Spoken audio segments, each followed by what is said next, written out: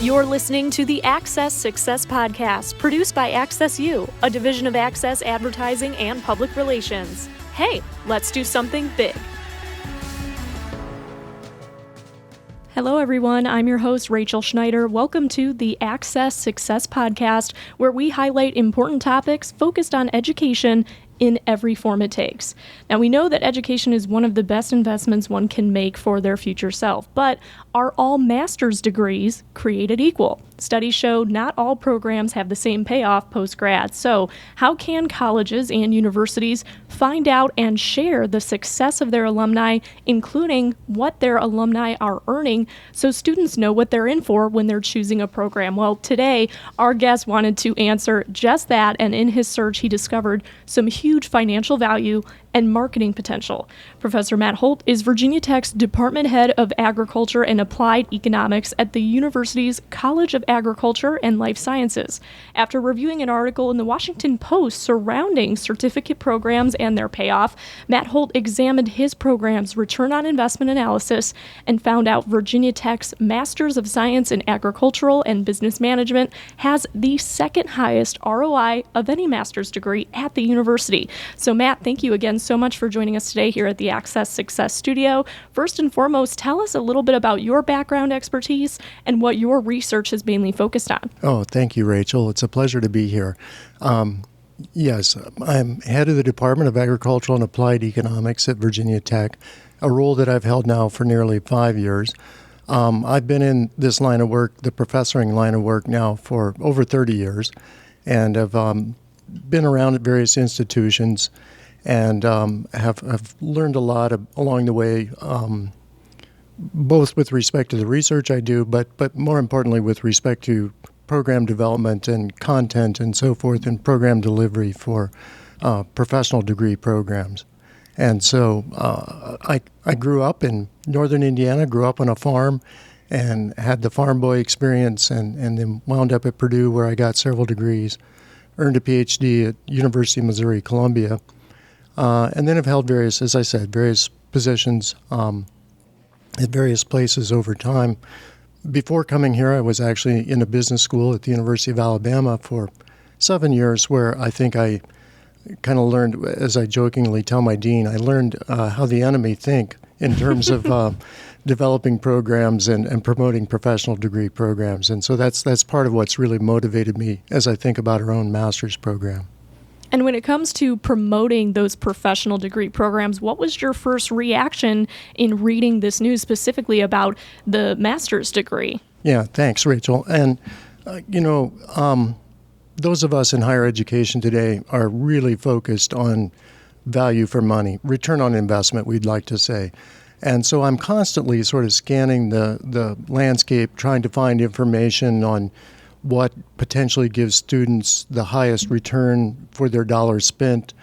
And I happened to see this, as you mentioned at the outset of this segment, I happened to see this article recently in the Washington Post, and it was really specifically talking about certificate programs, so not in whole degrees, but just sort of certificates where you complete a subset of courses. And in that article, they mentioned something called the Foundation for Research on Equal Opportunity, and it suggested that this nonprofit had done research on the return on investment for 14,000 master's programs across the country, and that got my attention. And so I spent a little bit of time surfing around. I found this website, and it has a very nice dashboard. You can go in, enter in any university, and so I entered in Virginia Tech. And what popped up? Well, it turned out that our master's program, at least among those that they considered, and they didn't look at them all, but return on investment by mid-career, by age 45, for our master's degree in agricultural and applied economics was second highest among all those they considered. And that includes some really popular and very strong programs, which we're proud of at Virginia Tech, but that was something that confirmed a suspicion that we had, that we knew that we offered really good value for money, but we didn't know how good. And it was one of those aha moments where we realized, oh my gosh, we need to be telling the world more about this, that you can spend $30,000, get a degree with us, and by the time you're 45, average salary is $140,000 plus.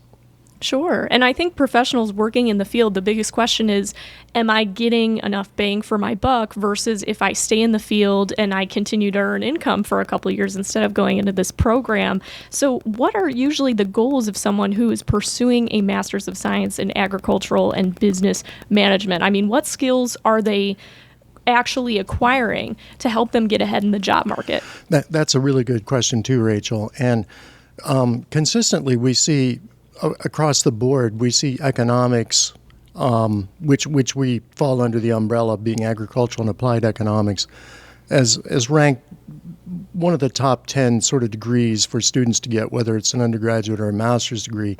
And we think that part of the reason for that is that we offer sort of a combination of skills. So you learn a lot more about thinking analytically and critically about how people interact and exchanges, how they negotiate with each other, and things like this. And it's not just about exchanging money, although that's a big part of it, but negotiation goes on everywhere. And, learning about the microeconomic sort of decision-making that firms and individuals use. But then we also teach macroeconomics, which helps people understand how the whole economy functions and, what drives things like interest rates, exchange rates. We combine that then, and this is something that's really unique, we think, about our program, is we combine that with a really heavy emphasis on quantitative methods and data analytics. And so by bringing together sort of the more intensive statistical data science side with the economic theory, it's part of what makes our degree really unique and I think really valuable in the marketplace. And how does the rich history of the agriculture business in Southwest Virginia contribute to the program as well? Yeah, and I should say it's not just Southwest Virginia. Virginia has a really diverse agriculture, a really diverse natural resource base. And if you look at Virginia's, just focusing on agriculture alone, you'll consistently see that Virginia's in the top 10 of production of many things, whether it's poultry production, turkey production, things like this, tomato production. And Virginia is also one of the leading exporters in the country to the rest of the world of agricultural products.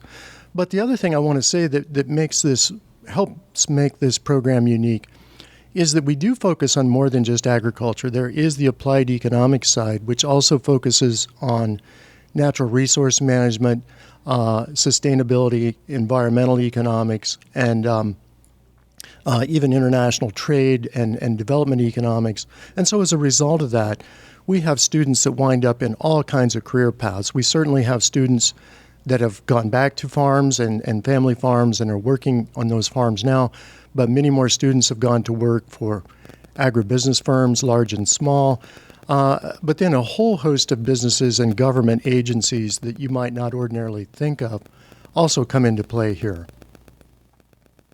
And what's it like to see those former students reaching their goals and having this financial payoff after going through your curriculum? Yeah, that's another really great question. And the immediate answer is it's deeply satisfying to know that you're sort of really helping people in their life and career trajectories and doing so in a way that makes a positive difference both financially and from other dimensions as well.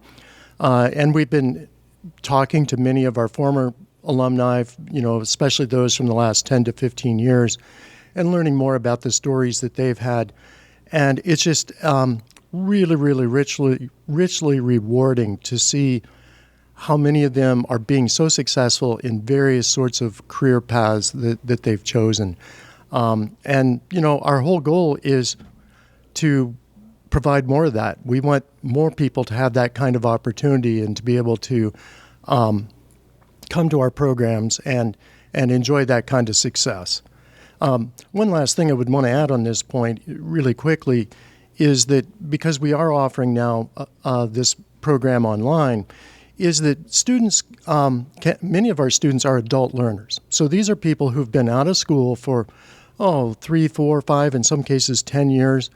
They've started their career, maybe started a family. It's not convenient for them to come to Blacksburg and sit there for a year or two and do a traditional master's program. but they also bring a wealth of experience, and so they're different than the sort of students that we've encountered, but in good ways. They know something about how the world works, but they're able to add to their toolkit, if you will, and many of them seek to do that. They strive to do that because either they're looking to advance more in the career with the company or the organization that they're with now, or they want to think about new opportunities, and we certainly give all that. And how do you cater to those students who, like you said, they may be juggling or trying to juggle a different job or a family with the online program? I mean, just how flexible is it when you're going into a certain concentration? We strive to be very, very flexible. And one of the things, I should pull this in, bring this in, another kind of factoid that we stumbled on here recently was that onlinemasters.org ranked our master's degree, even though it's only been online now for 18 months or a little more than 18 months, ranked it as being fourth best among all these that they considered. And part of the reason for that, we think, and at least this was also stated in their materials, was because of the flexibility. We admit students year-round. You can start in the fall, you can start in the spring, you can start in the summer, but we also realize, as you're alluding to, that many of these people are working. They're not going to be available oftentimes in the usual 8 to 5 kind of time period. They're wanting to look at material asynchronously, so they'll maybe want to read something that's assigned to them or watch a video of a faculty member, a professor talking about the material that's being covered, and work on assignments, and they're going to have to do this in the evenings or in the early mornings or on weekends.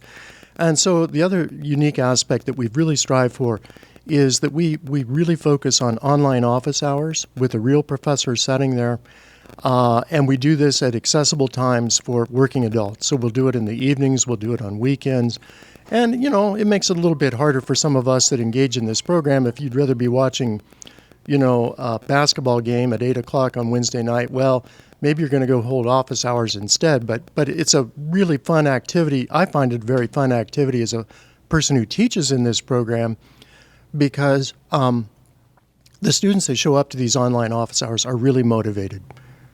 They're really interested in trying to learn what you have to present to them, what you're talking about.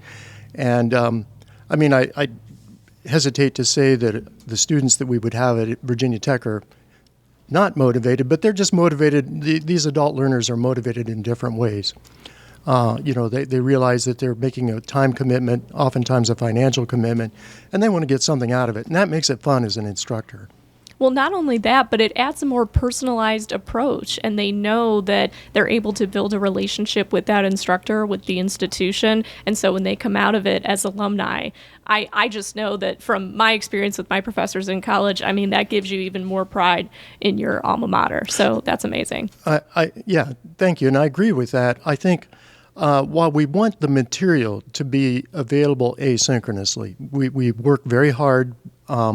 We have units on campus that help us, with video productions and so forth, and setting up our web pages, and we want that to all be streamlined. We want it to be very professional, accessible, and we really take that very seriously. We also understand that once we've done that, and once we put the material online, our job is not done. It's our job to make ourselves available and accessible to students to the fullest extent that we can, and we would like to think that that's one of the difference makers of our program, too. And how can interested prospective students find out more information about the program? Yeah, really good question, and it's a kind of a simple answer. It's www.aaec.vt.edu. And if all you want to do is go to Google and type in Agricultural and Applied Economics, Virginia Tech, you're going to hit our webpage. It's going to pop up right away. And right there on our home webpage will be links that will take you to more information about the master's degree, and you can learn more there. So we're not hard to find. We're certainly not trying to keep back in the shadows here. And we'll be sure to include those links in this podcast episode for our listeners and viewers as well. Is there anything else that you would like to say to prospective students or people listening who are maybe debating on finding more information just about the program itself? One is that unlike a lot of online master's programs, Now, this isn't entirely the case, but I think for 90% of our courses, they're actually taught by professors, by faculty members. We do have a few adjuncts that help us here and there, and we have some graduate student TAs that certainly help us throughout the semester with grading. But if you sign up for our program, you're going to almost uniformly have faculty members that are tenure track or tenured faculty members in our department that are going to be in charge of your course. And they're going to be in charge of the content, and more often than not, they're going to be in charge of meeting you in these online office hours. Many people, I think, as an undergraduate at some institution in the past, probably had an economics class, and hopefully it was well taught, not necessarily always, but they probably realized that, yeah, there's some math involved with economics, and maybe some statistics too. Well, absolutely. And we stress those things.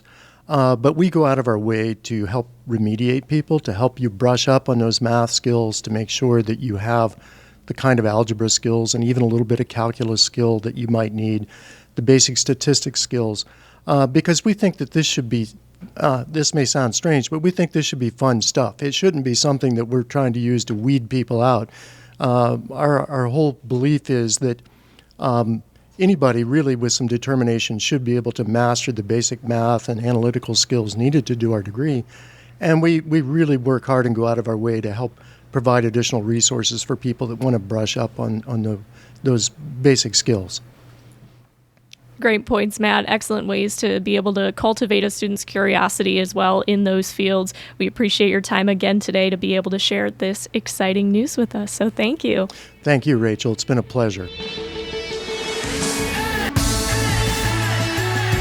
Thanks for listening to the Access Success Podcast, produced by Access U, a division of Access Advertising and Public Relations. Find us on LinkedIn, Facebook, and Instagram to keep up with what the world of education needs to hear, at Access U Agency, and connect with us at accessu.com. Let's do something big.